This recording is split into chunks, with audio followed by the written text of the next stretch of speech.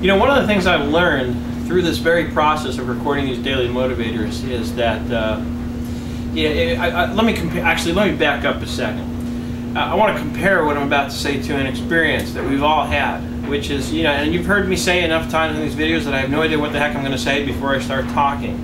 And invariably, once I start talking, you know, things just come to me. I start thinking about it. The inspiration comes because I have a little bit of faith.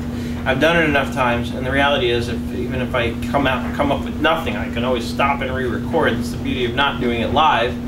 But it reminds me of when, you know, whenever we were kids, and you know, maybe the first time you dove off a diving board or jumped off, you know, some great height into a pond, or, you know, whatever you might have been doing as a kid. We've all had experiences like this, but that first time, it's like you realize in order to do it, you just have to push yourself and do it, and then you'll realize after doing it once that, you know, you're okay. You come up, you land in the water, and you come up for air, and everything's fine, and then that gives you the courage to do the next one. So we're going to do a motivator about that, about how to build up courage to do things based on just kind of forcing yourself sometimes to do something that you're scared to do. You know, what do we do? How do we get past fear? How do we get past, that's a good topic. That's what this daily motivator is going to be about. How do I get past fear? Oh God, I love it. I love when the inspiration just comes. It's so cool. So cool.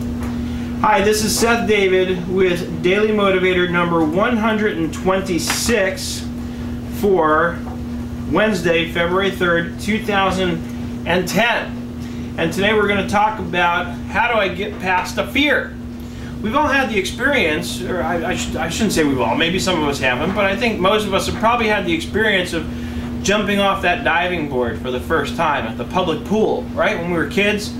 And what happened? The very first time you probably had to stand there for a few minutes because you were so scared to dive off that diving board because it was so high up, especially that real high 12-foot diving board. I remember that thing was so scary.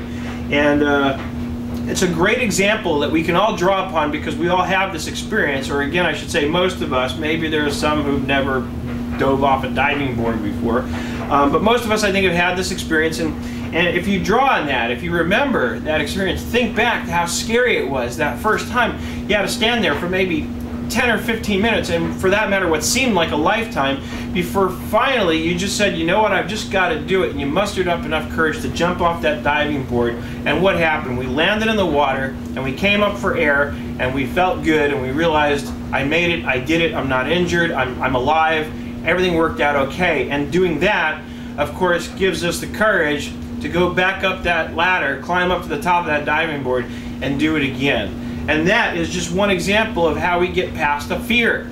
So, and the reality is, so breaking that down into more generic terms, how do I get past the fear of doing something is to just force myself to do it. And of course we have to evaluate what fears are worth getting past and which ones aren't, but the reality is, if it's a fear, it's probably because there's something that I want to do that's surrounded by that fear. That fear is preventing me from doing it.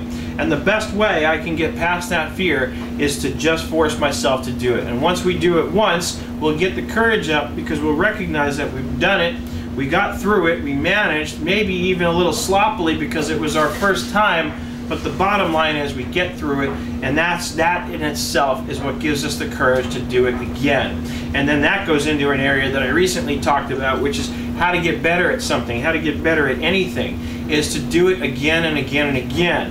And the same principle really applies to getting past a fear, is the more I do it, the less fearful I become of doing it, because the more experience I build up doing it and doing it successfully. Even if I do it and fail, the reality is if it doesn't kill me or get me sick or badly injure me, then I'm probably going to have the courage to do it that much more easily the next time, which means I'm going to get better at it. So it ties in very closely to the principle of practice, which is, as I've said, to do things over and over and over again.